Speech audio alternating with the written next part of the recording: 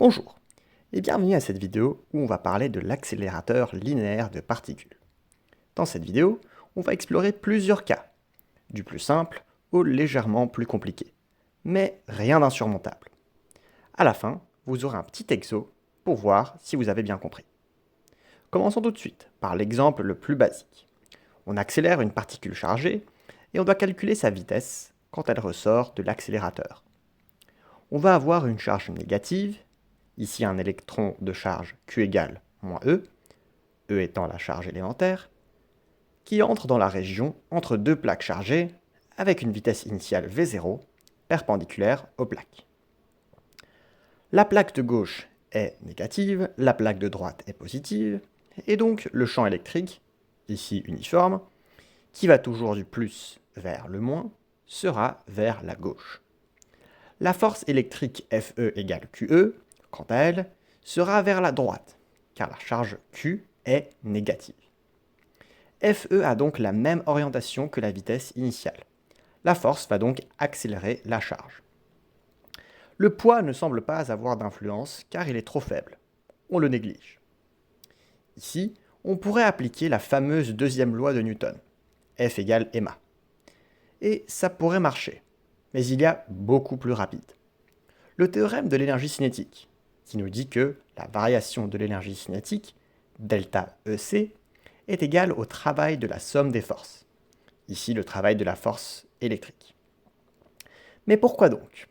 Eh bien, parce que les lois de Newton nous conduiraient à des équations horaires, V de t et x de t.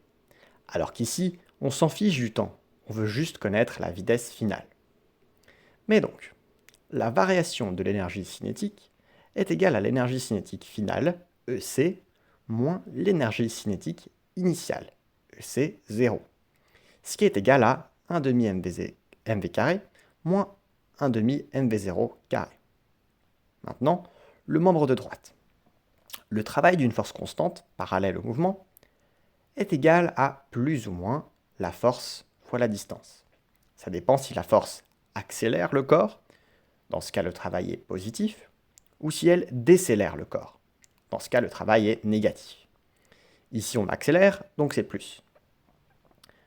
Ensuite, on sait que la norme de la force électrique a pour expression valeur absolue de Q fois E, ce qui est égal à E fois E. On met la valeur absolue car on a déjà réglé le signe du travail comme étant plus. Ensuite, on remplace l'expression du champ électrique entre deux plaques chargées égale à la tension U entre les plaques divisée par la distance D entre celles-ci. Ici, on voit que les D se simplifient et on obtient que le travail est égal à E fois U, donc indépendant de la distance.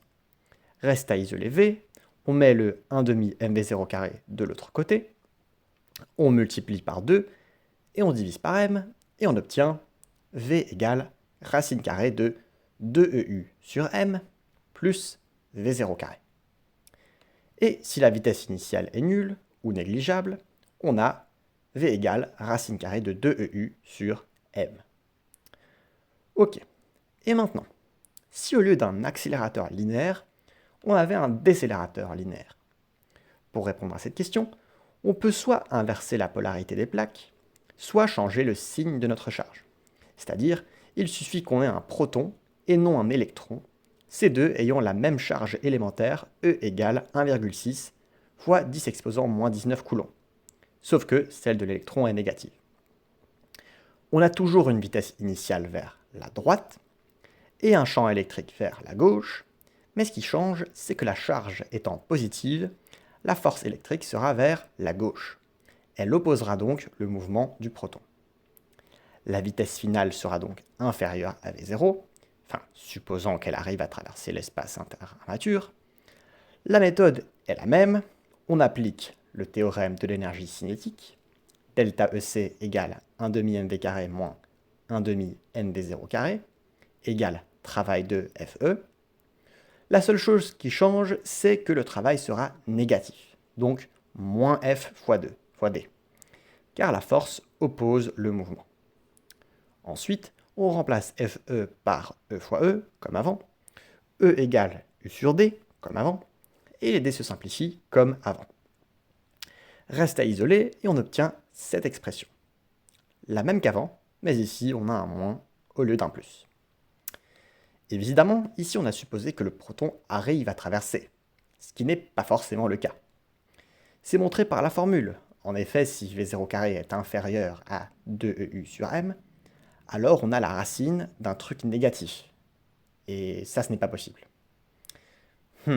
Bah vous savez quoi? Supposons maintenant que le proton n'arrivera pas à traverser l'espace entre les plaques.